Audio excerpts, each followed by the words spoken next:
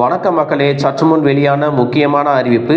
PM Kisan திட்டத்தின் 21வது தவணை தொகை 2000 ரூபாயை இந்த நவம்பர் மாதத்தில் கொடுக்க போறதாகவும் 10 கோடி விவசாயிகள் பலனடைய இருக்கிறதாகவும் மகிழ்ச்சியான அறிவிப்பை மத்திய அரசு வெளியிட்டிருக்காங்க.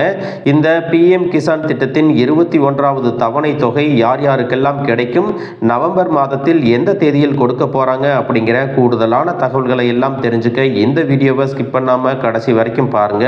அப்பதான் நாங்கள் சொல்லக்கூடிய தகவல்கள் எல்லாம் முழுசா உங்களுக்கு தெரியும். இப்போ வாங்க வீடியோக்குள்ள போயிடலாம். மக்களே, பிரதம மந்திரி கிசான் சம்மான் நிதி யோஜனா திட்டத்தின் 21வது தவணைக்காக காத்திருக்கும் விவசாயிகளுக்கு மகிழ்ச்சியான செய்தியை சொல்லியிருக்காங்க. மத்திய அரசு இந்த தவணை தொகையை நவம்பர் 2025 முதல் வாரத்தில் வெளியிடலாம் அப்படின்ற அறிவிப்பை சொல்லியிருக்காங்க. நாடு முழுவதும் 10 கோடிக்கும் அதிகமான விவசாயிகள் இந்த திட்டத்தின் மூலமாக பயனடைய இருக்கிறாங்க.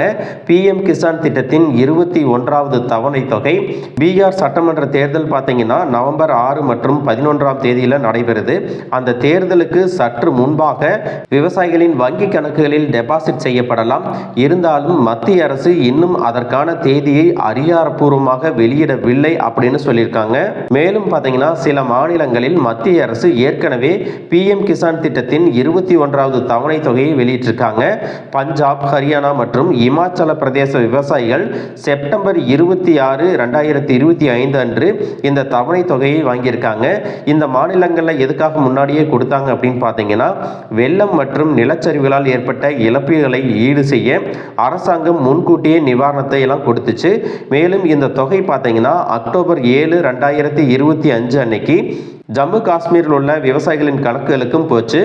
பிற மாநிலங்களில் உள்ள விவசாயிகள் நவம்பரில் பணம் பெறுவார்கள் அப்படிங்கிற அறிவிப்பை சொல்லியிருக்காங்க.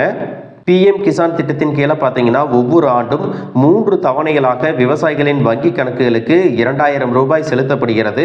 முதல் தவணை ஏப்ரல், ஜூலை மாதங்களுக்கு இடையிலும், 2வது தவணை ஆகஸ்ட், நவம்பர் மாதங்களுக்கு இடையிலும், 3வது தவணை டிசம்பர், மார்ச் மாதங்களுக்கு இடையிலும் விவசாயிகளின் வங்கி கணக்குகளில் நேரடியாக டெபாசிட் செய்யப்படுகிறது.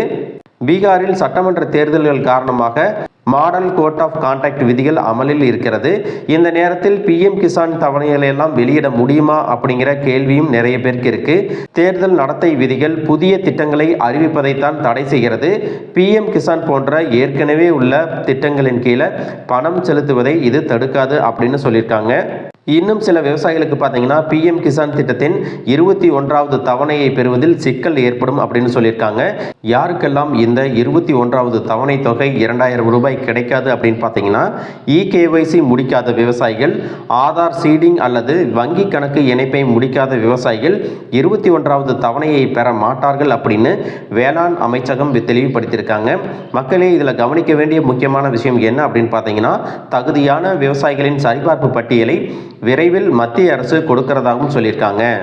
எனவே PM கிசான் திட்டத்தில் பயனாளியாக இருக்கக்கூடியவர்கள் உடனடியாக உங்களுடைய EKYC மற்றும் ஆதார் சீடிங் நிலையை சரிபார்ப்பது நல்லது.